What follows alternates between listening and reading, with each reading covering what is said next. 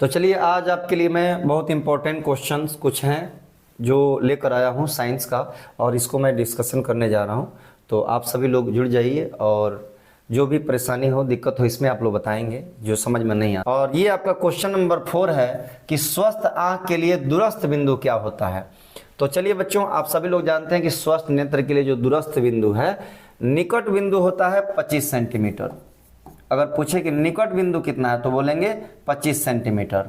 लेकिन दूर बिंदु क्या है, तो दूर बिंदु होता है इनफाइनाइट, यानी कि अनंत होता है। और इसमें आप देखेंगे option number A 25 centimetre, option number B 25 metres, option number C 100 centimetre और ऑप्शन नंबर डी अनंत पर।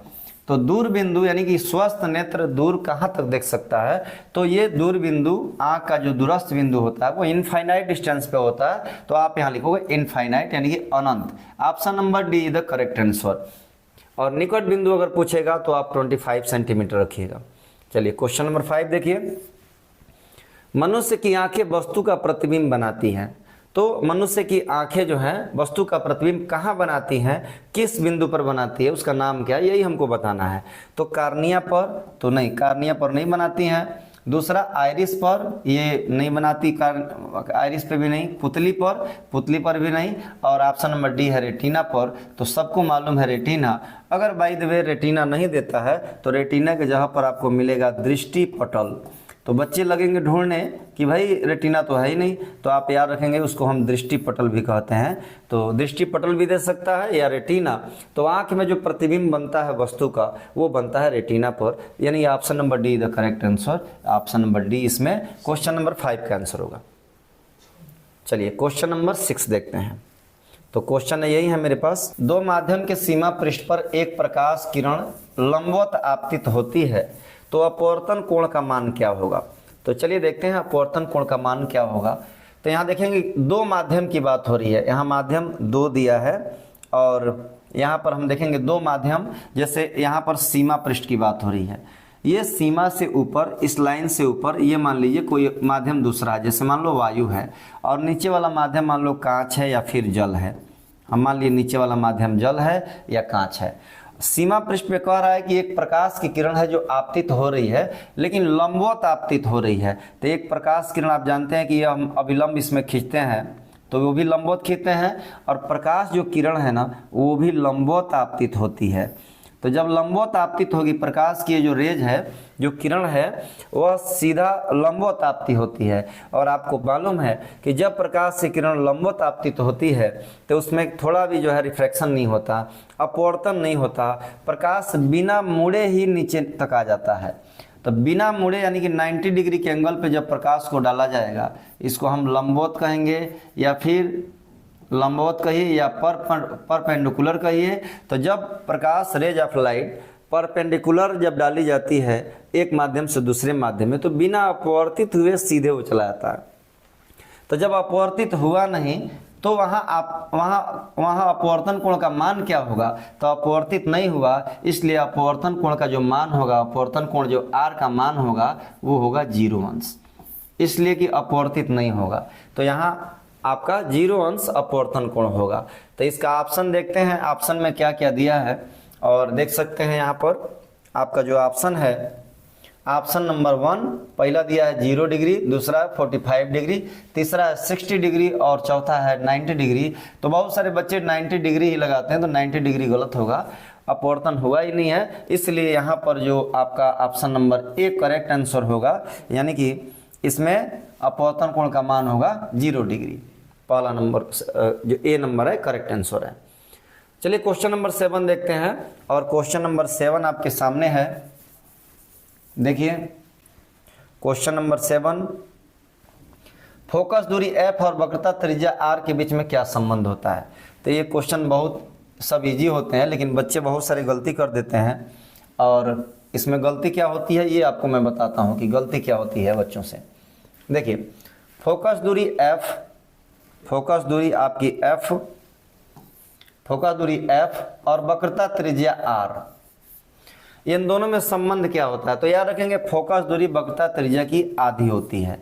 तो तो अगर ये आपको दिख जाए तो ये मार दीजिएगा सही है। अगर अन्यथा अगर मान लीजिए नहीं दिया है तो ऑप्शन में ढूंढते रहते हैं बच्चे, और क्या कहीं कहीं ऐसा लिख देता है कि r बराबर लिख देगा f/2 और बच्चा इसी को सही मान के आपको ट्रिक कर देगा कि r बराबर f/2। तो वक्रता त्रिज्या फोकस दूरी की कभी आधी नहीं होती, यानी कि फोकस दूरी वक्रता त्रिज्या की आधी होती है, लेकिन वक्रता त्रिज्या फोकस की आधी नहीं होती है। तो होती क्या है, फोकस दूरी वक्रता त्रिज्या क्या होती है, तो फोकस दूरी वक्रता त्रिज्या की, फोकस दूरी वक्रता त्रिज्या की क्या होगी, आधी होती है, और फोकस दूरी वक्रता त्रिज्या क्या होती है, f, इसमें गुणा कर देंगे तिरछा तिरछी, तो r बराबर आपका हो जाएगा, r बराबर 2f हो जाएगा। यहाँ देखेंगे, यानी वक्रता त्रिज्या फोकस दूरी का गुनी होती है 2f, यानी फोकस दूरी की 2 गुनी होती है। 2 बातें आप याद रखेंगे, पहला कि फोकस दूरी वक्रता त्रिज्या की आधी होती है, या वक्रता त्रिज्या फोकस दूरी की 2 गुनी होती है, ये बात ध्यान देंगे। ये दोनों, फोकस दूरी वक्रता त्रिज्या की आधी होती है और वक्रता त्रिज्या फोकस दूरी की 2 गुनी होती है। तो इसमें देखेंगे ये दोनों में कोई है क्या। तो चलिए ऑप्शन में पहला नंबर देखते हैं। इसमें पहला ऑप्शन है f बराबर r, तो ये तो नहीं हो सकता कि फोकस दूरी वक्रता त्रिज्या के बराबर हो। दूसरा f बराबर 1/r, तो ये भी नहीं हो सकता, ये भी गलत आपका हो जाएगा, ये भी आपका गलत हो जाएगा। यहाँ देखिए f बराबर r/2, आप जानते हैं फोकस दूरी वक्रता त्रिज्या की आधी होती है, इसलिए option number see the correct answer. और लास्ट में लिखा f बराबर 2r, तो बहुत सारे बच्चे ये भी सोचेंगे ये भी सही हो सकता है, f बराबर 2r, तो ये गलत हो जाएगा। f बराबर 2r नहीं होता है, r बराबर 2f होता है, इसलिए ये ऑप्शन आपका गलत हो जाएगा, ये वाला ऑप्शन सही हो जाएगा।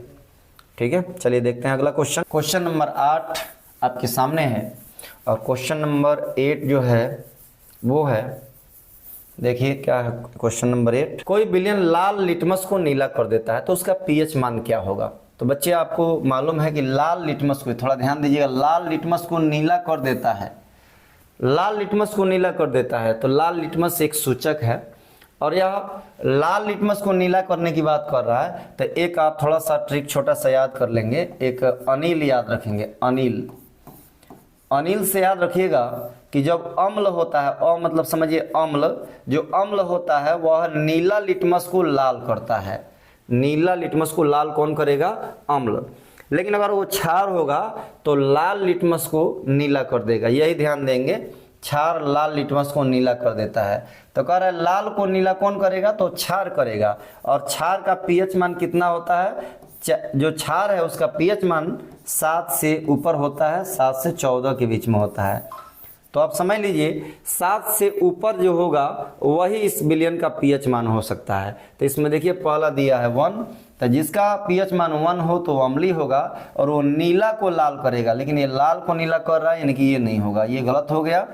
4, ये भी अम्लीय विलयन का पीएच मान है। ये 5, ये भी अम्लीय विलयन का पीएच मान है। जो भी 7 से कम है वो सब अम्लीय विलयन का पीएच मान है। और यहाँ लिखा है 10, यह जो है क्षारीय विलयन का पीएच मान है, जो लाल लिटमस को नीला कर देता है। तो option number D the correct answer, यानी कि इसका पीएच मान आपका होगा 10। कि अम्लीय वर्षा के जल का संभावित पीएच मान क्या होगा, अम्लीय वर्षा के जल का संभावित पीएच मान क्या होगा। तो आपको याद होना चाहिए कि अम्लीय वर्षा का जो जल होता है उसका संभावित पीएच मान 5.6 से कम होना चाहिए। अम्लीय वर्षा के पीएच मान क्या होता है, 5.6 से कम होता है। तो 5.6 से जो भी इसमें कम दिखेगा वही अम्लीय वर्षा के पीएच मान संभावित होगा। तो यहाँ देखेंगे 6.3 जो अधिक है ये आपका गलत हो गया, 7.2 ये अधिक है, ये भी नहीं होगा, 8.2 ये भी नहीं होगा। तो अम्लीय वर्षा के पीएच मान आपका 5.2 is the correct answer, option number ए आपका सही हो जाएगा। क्वेश्चन नंबर 10 है कि धामन सोडा का रासायनिक नाम बताना है। धामन सोडा का रासायनिक नाम क्या होगा। तो सबसे पहले धामन सोडा का आप रासायनिक सूत्र देख लेंगे कि रासायनिक सूत्र क्या होता है इसका। तो देखिए धामन सोडा का सूत्र क्या होता है, तो होता है Na2CO3 × 10H2O, यानी कि आप बोलोगे सोडियम कार्बोनेट डेकाहाइड्रेट। तो इसमें देखेंगे सोडियम कार्बोनेट डेकाहाइड्रेट कहीं है या नहीं है। तो यहाँ देखेंगे सोडियम क्लोराइड, तो सोडियम क्लोराइड यानी कि NaCl एक साधारण नमक का सूत्र है, तो ये आपका नहीं होगा। ये देखिए सोडियम बाइकार्बोनेट, खाने का जो सोडा होता है ये होता है NaHCO3, ये सोडियम बाइकार्बोनेट जिसको हम बेकिंग सोडा भी बोलते हैं, तो इसमें बेकिंग सोडा नहीं धावन सोडा का बात किया है, तो ये भी आपका ऑप्शन गलत हो गया। और यहाँ देखेंगे सोडियम हाइड्रोक्साइड, तो सोडियम हाइड्रोक्साइड CaOH का ट्वाइस, यानी कैल्शियम हाइड्रोक्साइड को बोलते हैं, जो बुझा चूना का भी सूत्र है, इसलिए ये भी नहीं सही होगा। तो यहाँ धावन सोडा का रासायनिक नाम क्या होगा, sodium carbonate is the correct answer, और इसका यही सूत्र होता है धावन सोडा का, Na2CO3 सोडियम कार्बोनेट इसको बोलते हैं, और यही धावन सोडा का रासायनिक नाम है। तो option number B is the correct answer. चलिए नेक्स्ट क्वेश्चन पे चलते हैं। निम्न में से कौन सी धातु अम्ल से हाइड्रोजन विस्थापित नहीं करती है? थोड़ा ध्यान देंगे इस क्वेश्चन को समझने के लिए। कौन सी धातु अम्ल से हाइड्रोजन विस्थापित नहीं करती है? तो बच्चे आप सबको सबसे पहले आपको जानना होगा इसको समझने के लिए सक्रियता श्रेणी आपको समझना होगा, धातुओं की सक्रियता श्रेणी। तो धातुओं की सक्रियता श्रेणी क्या है? तो धातुओं को उनको क्रियाशीलता के आधार पर अवरोही क्रम में व्यवस्थित करने को हम धातुओं की सक्रियता श्रेणी कहते हैं।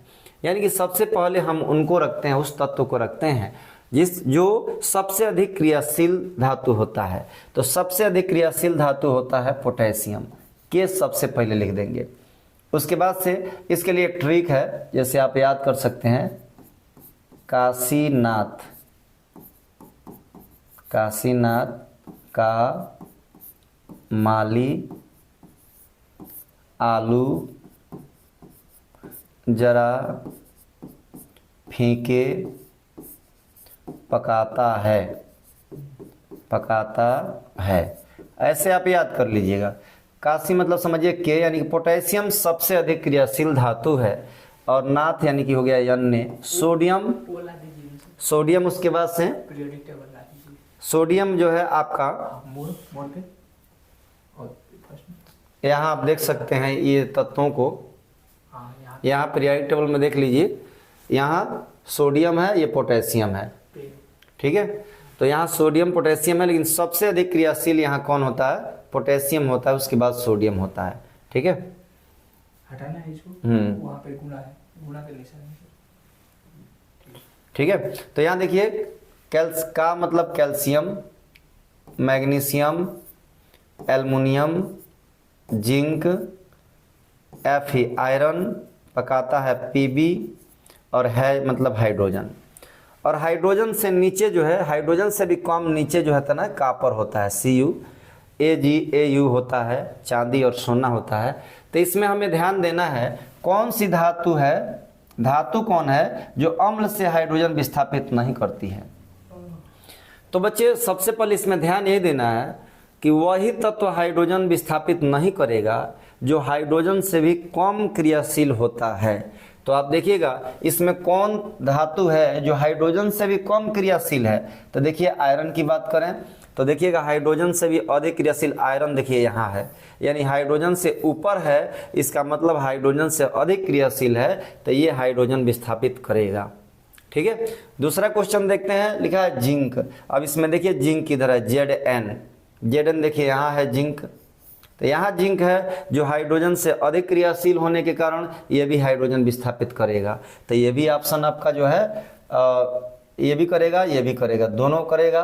अब तीसरा है कॉपर। अब देखिएगा कॉपर कहाँ है, हाइड्रोजन से नीचे है। चौथा एक बार देख लेते हैं, मैग्नीशियम Mg। यहाँ देखिए मैग्नीशियम यहाँ है, मैग्नीशियम ये भी हाइड्रोजन से अधिक क्रियाशील है, यानी कि ये भी हाइड्रोजन विस्थापित करेगा। तो कौन नहीं करेगा, जो हाइड्रोजन से कम क्रियाशील है, और हाइड्रोजन से कम क्रियाशील कौन है, कॉपर है। तो इसीलिए इसमें option number see the correct answer, यानी कॉपर एक ऐसा धातु है जो अम्ल से क्रिया करने के बाद से हाइड्रोजन विस्थापित नहीं करता है। तो option number see the correct answer, ठीक है। चलिए देखते हैं अगला क्वेश्चन, क्वेश्चन नंबर 12 देखते हैं। ये लिखा है एंटीमनी है।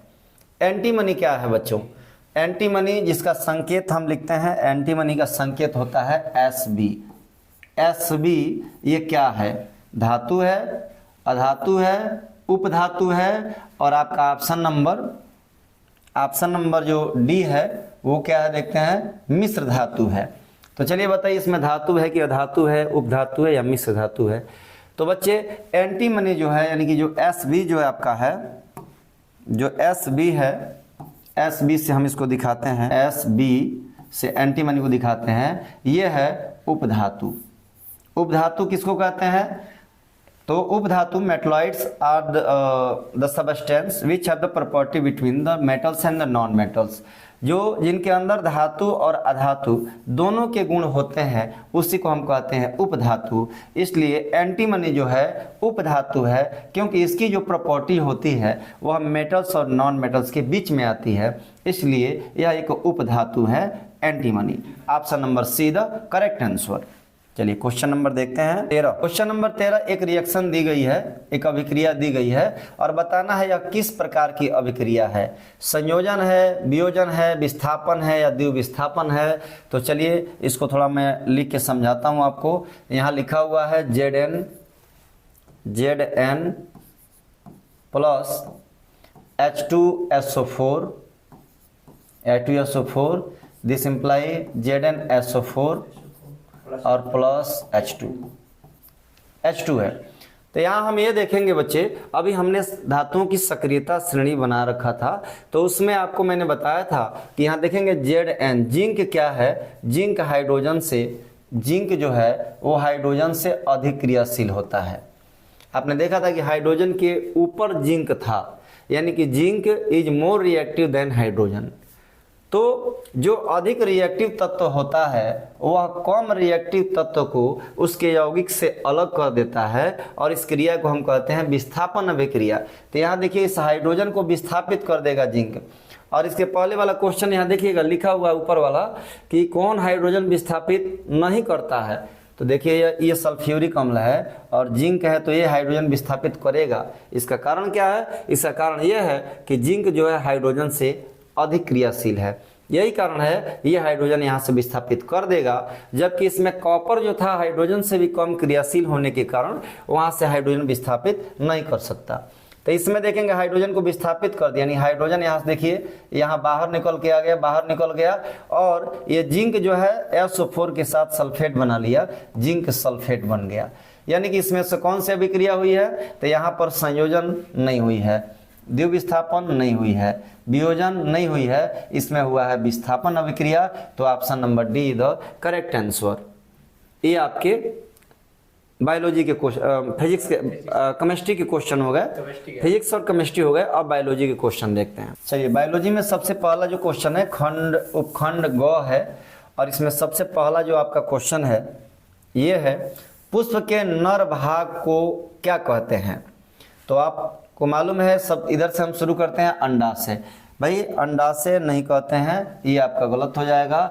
बीजांड भी नहीं कहते हैं, जयांग भी नहीं कहते हैं और पुष्प के नर भाग को हम कहते हैं पुमंग। पुंकेसरों से मिलकर बना होता है, इसलिए नर भाग को हम कहते हैं पुमंग कहते हैं। तो option number A is the correct answer. हाँ बायोलॉजी का ये क्वेश्चन पहला है। चलिए अगला क्वेश्चन देखते हैं। निम्न में से कौन मानव में मादा जनन तंत्र का भाग नहीं है?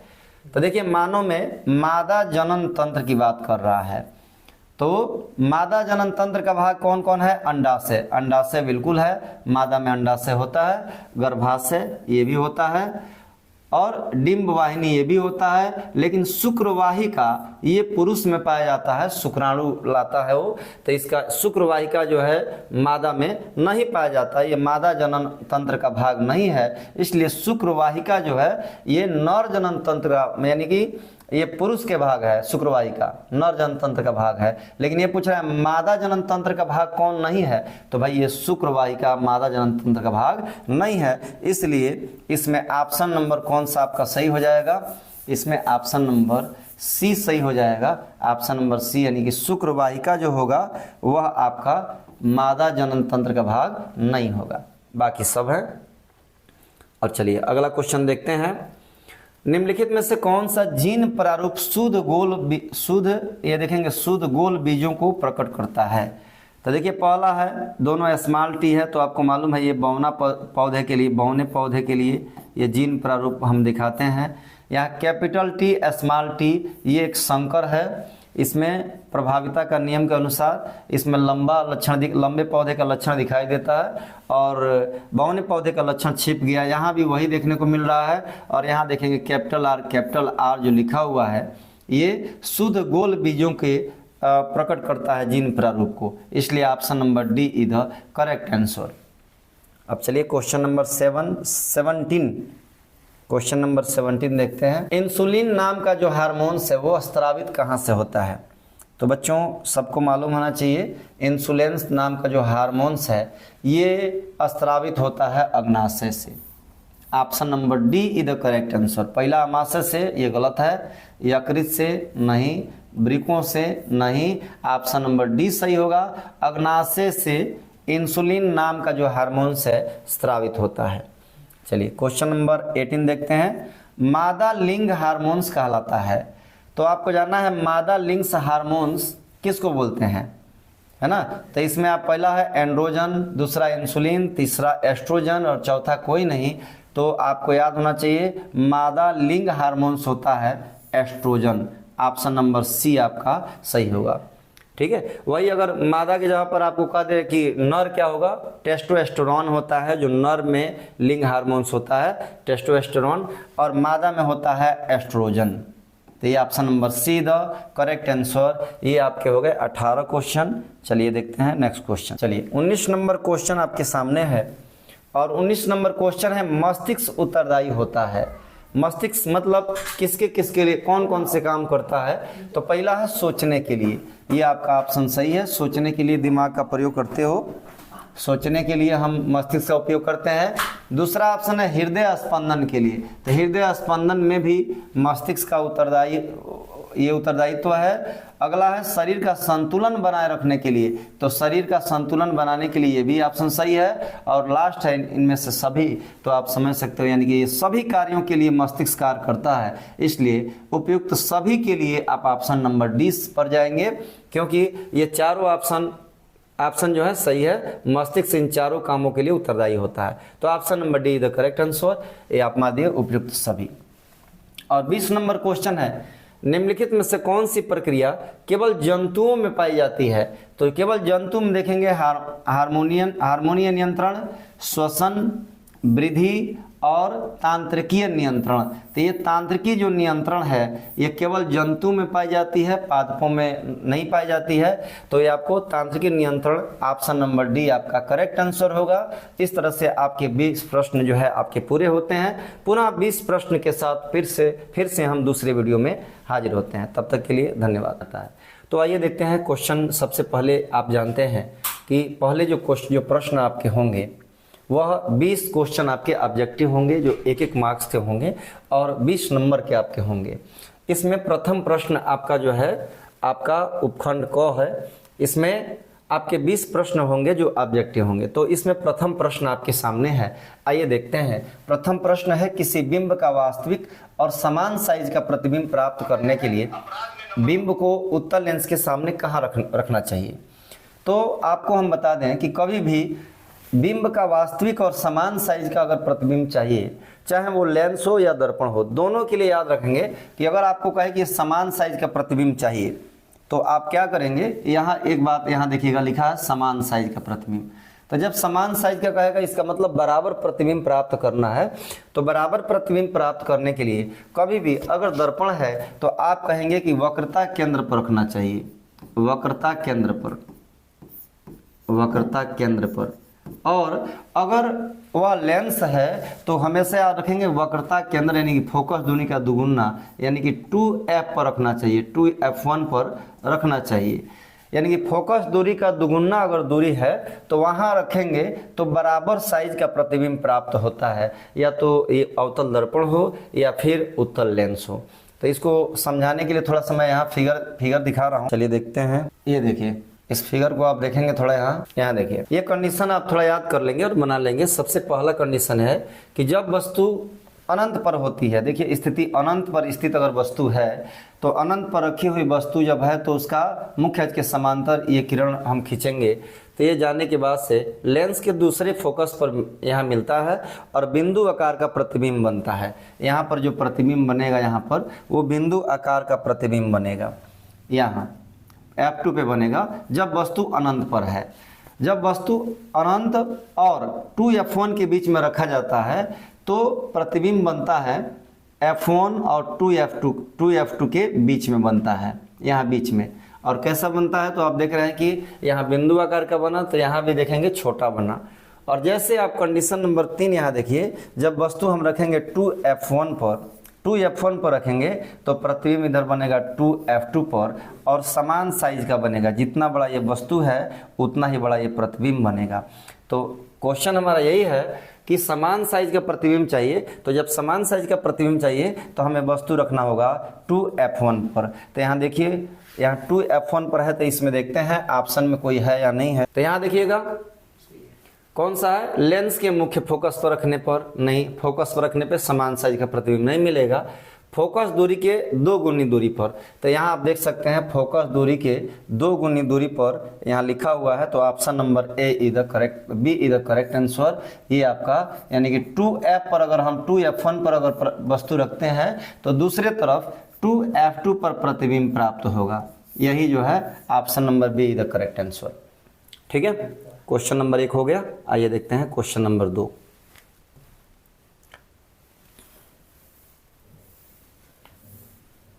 देखिए क्वेश्चन नंबर 2 आपके सामने है। उत्तल लेंस द्वारा किसी वस्तु का वास्तविक उल्टा और बड़ा प्रतिबिंब प्राप्त होता है। वास्तविक उल्टा और बड़ा प्रतिबिंब प्राप्त होता है। तो अगर वास्तविक उल्टा और बड़ा प्रतिबिंब चाहिए तो वस्तु को कहाँ रखना चाहिए। ठीक है, तो आइए क्वेश्चन देखते हैं। इसको थोड़ा मैं बना के दिखाऊंगा आपको। सबसे पहले आप देखेंगे, फिर से मैं इसको लाना चाहूँगा कि आप इसको समझिएगा, इस फिगर में समझिएगा कि जब वस्तु अनंत पर होती है तो प्रतिबिंब F1 पर बनता है बिंदु आकार का, और जब 2F और अनंत के बीच में होती है तो यहाँ प्रतिबिंब आपका बन रहा है 2F2 और F1 के बीच में, यहाँ बन रहा है। और क्वेश्चन कह रहा है कि उत्तल लेंस द्वारा किसी वस्तु का वास्तविक उल्टा और बड़ा प्रतिबिंब बनाने के लिए वस्तु को कहाँ रखना चाहिए। तो वस्तु को कहाँ रखना चाहिए, चलिए यहाँ थोड़ा सा, यहाँ देखिए कि आपको मैं थोड़ा बना के दिखाता हूँ। यहाँ पर ये आपका उत्तल लेंस हो गया और यहाँ ये वस्तु रखी गई है यहाँ पर अनंत पर। अगर अनंत पर वस्तु है, इधर यहाँ लिख रहा हूँ F1, यहाँ रहेगा 2F1, इस साइड में लिख दे F2 और थोड़े यहाँ दूर लिख 2F2। पूरा कंडीशन इस समय लिए। अगर अनंत पर है, अनंत पर वस्तु है तो मुख्य के समांतर प्रकाश किरण जाएगी और F2 पे बनेगी। अनंत और 2F1 के बीच में है तो F2 और 2F2 के बीच में रहेगी। 2F1 पर रखेंगे तो 2F2 पर बनेगी। 2F1 और F के बीच में जब यहाँ तक है, अभी मैंने समझाया था पहले क्वेश्चन में कि 2F1 पर जब वस्तु है तो यह प्रतिबिंब जो बनेगा 2F2 पे यहाँ बनेगा और समान साइज का बनेगा, उल्टा बनेगा। लेकिन यहाँ कह रहा है कि समान साइज का नहीं, यह वस्तु वास्तविक उल्टा होना चाहिए और बड़ा होना चाहिए। तो बड़ा तभी होगा जब इधर से हम और आगे बढ़ेंगे तो 2F1 से आगे यानी कि यहाँ हम वस्तु रखेंगे। F1 और 2F1 के बीच में अगर हम रखेंगे तो प्रतिबिंब जो है आपका 2F2 से दूर बनने लगेगा, और 2F2 से दूर बनेगा तो उल्टा भी होगा और वास्तविक भी होगा। यानी कि वस्तु कहाँ रखना चाहिए तो F1 और 2F1 के बीच में होना चाहिए। तो यहाँ आप देख लीजिए ऑप्शन में है क्या, तो लिखा है F और 2F के बीच में, यानी ऑप्शन नंबर सी आपका जो होगा वो सही आंसर होगा। देखिए ऑप्शन नंबर सी, पहला ऑप्शन है लेंस के फोकस पर रखना चाहिए, गलत है। दूसरा है लेंस से 2F दूरी पर होना चाहिए, गलत है। तीसरा है लेंस के F और 2F के बीच में होना चाहिए, तो option number C is the correct answer. आपका सी जो होगा यही आपका करेक्ट आंसर होगा कि वस्तु को F और 2F के बीच में रखेंगे तो आपको प्रतिबिंब जो है बड़ा बनेगा, उल्टा बनेगा, वास्तविक होगा। चलिए क्वेश्चन नंबर 2 आपका ये है। आइए देखते हैं क्वेश्चन नंबर 3। चलिए क्वेश्चन नंबर 3 डिस्कशन करते हैं। क्वेश्चन नंबर 3 आपके सामने है और ये है, एक अवतल दर्पण की वक्रता त्रिज्या 20 सेंटीमीटर है। ये वक्रता त्रिज्या दिया हुआ है 20 सेंटीमीटर, तो इसकी फोकस दूरी क्या होगी। तो फोकस दूरी क्या होगी ये हमको निकालना है। तो वक्रता त्रिज्या ये आपका है 20 सेंटीमीटर। तो आपको मालूम है फोकस दूरी और वक्रता त्रिज्या में क्या संबंध होता है, तो हमें यहाँ चाहिए फोकस दूरी। तो वक्रता त्रिज्या r दिया है, r बराबर आप लिखिएगा 20 सेंटीमीटर। ये आप आर की वैल्यू दिया हुआ है 20 सेंटीमीटर और हमको निकालना है फोकस दूरी। तो फोकस दूरी एफ बराबर क्या होगा? अब हमको मालूम है कि फोकस दूरी वक्रता त्रिज्या की आधी होती है, तो आप यहाँ लिखोगे F equal to R upon 2 और यहाँ आर की वैल्यू कितनी है 20 है, तो 20 अपान 2, 20 को 2 से भाग देंगे तो 10 टाइम जाएगा, तो एफ इक्वल टू हो गया 10 सेंटीमीटर फोकस दूरी हो गया। लेकिन रही बात ऑप्शन में देखिएगा -20, -10, +20 और +10। अब यहाँ मेन बात फंस रहा है माइनस और प्लस का। ये प्लस में हम ऐसे लिख दिए हैं, तो प्लस अगर लिख देते हैं तो क्या ये आंसर +10 सही होगा? तो ऐसा नहीं है। आप यहाँ ध्यान दिएगा वो दर्पण कौन सा है, यहाँ देखिएगा तो यहाँ साफ लिखा है अवतल दर्पण है और सबको मालूम है कि अवतल दर्पण की फोकस दूरी ऋणात्मक होती है, इसलिए एफ बराबर होगा -10 सेंटीमीटर और इसमें -10 सेंटीमीटर आपका ऑप्शन नंबर कौन सा है? Option number be the correct answer. यहाँ देखिए -20 माइनस है 20 नहीं आ रहा है 10 आ रहा है, +10 भी है। अगर उत्तल दर्पण होता तो +10 लिखते और अवतल दर्पण है इसलिए यहाँ लिखेंगे -10 सेंटीमीटर। तो ये आपका option number be the correct answer. चलिए देखते हैं नेक्स्ट क्वेश्चन।